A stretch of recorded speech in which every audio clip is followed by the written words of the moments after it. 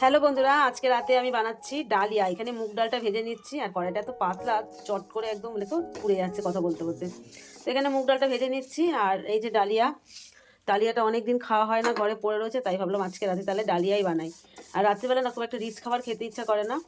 তো রেসিপিটা দেখতে থাকো ঝটপট কীভাবে বানাই আমি। মুগ ডালটাকে আমি ধুয়ে নিয়েছি, আর জলও দিয়ে দিয়েছি। যতটা মুগ ডাল নিয়েছি ততটাই ঠিক ডালিয়া নিলাম, আবারও একসঙ্গে ধোবো, ধুয়ে প্রেশার কুকারে দিয়ে দেবো। ডালিয়া মুগ ডালে প্রচণ্ড পরিমাণে ময়লা থাকে। এখানে প্রেশার কুকারে জল নিয়েছি, আর এই যে ডালিয়া আর মুগ ডালটা ধুয়ে নিয়েছি, দুটো মাত্র কাঁচা লঙ্কা দিয়েছি। এর মধ্যে এখন দিয়ে দেবো সামান্য পরিমাণে হলুদ, আর দেবো পরিমাণ মতন লবণ। একটু নাড়াচাড়া দিয়ে এখন প্রেশার কুকারটাকে আমি আটকে দেবো। ব্যাস, আর কিছুই দেবো না, কারণ আমার ছেলে মেয়ে না একদম সবজি খেতে চায় না, তাই জন্য ভাবছি এরকমই করব। তো এইরকমভাবে করলে ওরা ভালো খায়। নামানোর আগে দিয়ে দেবো একটু ঘি। ডালিয়াটা এক পক্ষে কিন্তু খিচুড়ির মতনই হয় খেতে, তো এর সাথে একটু বেগুন ভাজা না হলে আবার ঠিক ভালো লাগবে না। তো আমি এখন বেগুনটাকে কেটে নিচ্ছি, বেগুন ভাজা করব। আমার মা বলে বেগুন যত মোটা মোটা করে কাটা হবে তত নাকি বেগুন ভাজায় স্বাদ হবে। তো আমি সত্যি কথা বলতে চাকু দিয়ে না খুব একটা ভালো কাটতে পারি না। তো বেগুনটাকে আমি কেটে নিলাম। আমার বাড়িতে বৌমা আসার পরে কিন্তু আমি বেগুন ভাজিনি একদিনও। মামুনি এত সুন্দর বেগুন ভাজে যে আমাকে আর ভাজতেই হয় না। মামুনির মতন বেগুন ভাজবো। মামুনির মধ্যে এক্সট্রা দেয় হচ্ছে লঙ্কার গুঁড়ো, সেটা আমি কখনো দিতাম না। তো এবার থেকে আমি এই লঙ্কার গুঁড়ো দিয়েই ভাজা খাবো, খেতে ভালো লাগে। চিনিটা আমি আগে থেকেই দিতাম, কিন্তু লঙ্কার গুঁড়োটা দিতাম না। তো এই যে মামুনির স্টাইলের লঙ্কার গুঁড়ো। তো মামুনি যদি আজকে বাড়ি থাকতো হয়তো আমাকে বেগুন ভাজাটা বানাতে হতো না, বেগুন ভাজাটা ওই করতো। তো বাড়িতে নেই, ও বাপের বাড়ি গেছে বেড়াতে। এখন আমি ভালো করে বেগুনে লবণ হলুদটা ভালো করে মাখিয়ে নিই, মাখিয়ে কিছু সময় রেখে দেবো। আর এদিকে আমার খিচুড়ি কিন্তু প্রেশার কুকার সিটি দিয়ে দিয়েছে দুটো, আমি অফ করে রেখেছি। তো দেখো খুব ভালো করে মশলা বেগুন মাখিয়ে নিয়েছি। এদিকে আমার ডালিয়া হয়ে গেছে, আর কড়াই বসিয়ে দিলাম, বেগুনটাকে ভেজে নেব। এই যে বেগুন মাখানো পুরো রেডি, গরম গরম বেগুন ভাজবো আর ডালিয়া। বন্ধুরা এখন বাজে রাত 10:30, আর যেহেতু ঠিক করতে পারিনি কি রান্না করব, তাই জন্য একটু দেরি হয়ে গেল। নাহলে আমি সবসময় রান্নাবান্না একটু সকাল সকাল করার চেষ্টা করি।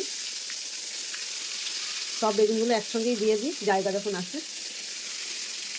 আর এই যে দুটো কাঁচা লঙ্কা, এই দুটো ভাজবো, বেগুন ভাজার সাথে লঙ্কা ভাজা খেতে ভালো লাগে। তোমাদের দেখাই ডালিয়াটা কেমন হলো। এই দেখো ডালিয়া, কোনো সবজি ছাড়া শুধু ডাল আর ডালিয়া কাঁচা লঙ্কা দিয়ে তোমাদের সামনেই দেখালাম। তেল কিন্তু কিচ্ছুই দিইনি, শুধু এখন একটু ঘি দিয়ে দেবো, তাহলেই কিন্তু ডালিয়া খিচুড়ি রেডি। কত সুন্দর দেখতে হয়েছে, আর জলটাও মাপ মতন দিয়েছি। এটা যেই পাতে পড়বে আর একটু টাইট হয়ে যাবে। দিয়ে দিচ্ছি ঘি, আর এই ঘিয়ের ফ্লেভারটার জন্য ডালিয়াটা আরও স্বাদ লাগবে। সবসময় মশলা দিয়ে খেলেই যে ভালো লাগবে এমন কিন্তু না। তো ভালো করে মিশিয়ে এখন ডালিয়াটাকে আমি ঢাকা দিয়ে রেখে দেবো, তাহলে গরম থাকবে। আর এদিকে দেখে নিই আমার বেগুন ভাজা কত দূর। তো বেগুনটাকে আমি কিন্তু জোর কমিয়ে ভাজতে দিয়েছি, তো এক পিঠ হয়ে গেছে। মামুনি তুই যদি ভিডিওটা দেখে থাকিস দেখ, আমি বেগুন ভাজা শিখে গেছি তোর মতন। একবারেই দিয়ে দিয়েছি, অত ধৈর্য নেই, আলাদা আলাদা দুটো দুটো করে ভাজবো। তো একসাথে দিয়েই আমি জোর কমিয়ে রেখেছি, তাতে বেগুনটা সেদ্ধ হয়ে যাবে। আর এই মোটা মোটা করে কিন্তু আমি বেগুন কেটেছি। এই লঙ্কার মধ্যেও কিন্তু একটু মশলা মাখিয়ে নিয়েছি, আর লঙ্কাগুলো এখন সাইড থেকে দিয়ে দেবো। আস্তে আস্তে ভাজা হয়ে যাবে, আর এই লঙ্কাটা দারুণ একটা ফ্লেভারও দেবে, আর টেস্টটাও দারুণ হয়। তরকারিতে যদি ঝাল কম হয় কোনো অসুবিধা নেই, তোমরা তো দেখেছো আমি কাঁচা লঙ্কার আচার বানিয়ে রেখেছি, সব তরকারির সাথে কিন্তু দারুণ লাগে। তোমরা চাইলে কিন্তু শীতকালে বানিয়ে রাখতে পারো। বেলডাঙার লঙ্কা খুব সুন্দর পাওয়া যাচ্ছে এখন, আর সস্তাও পাওয়া যাচ্ছে।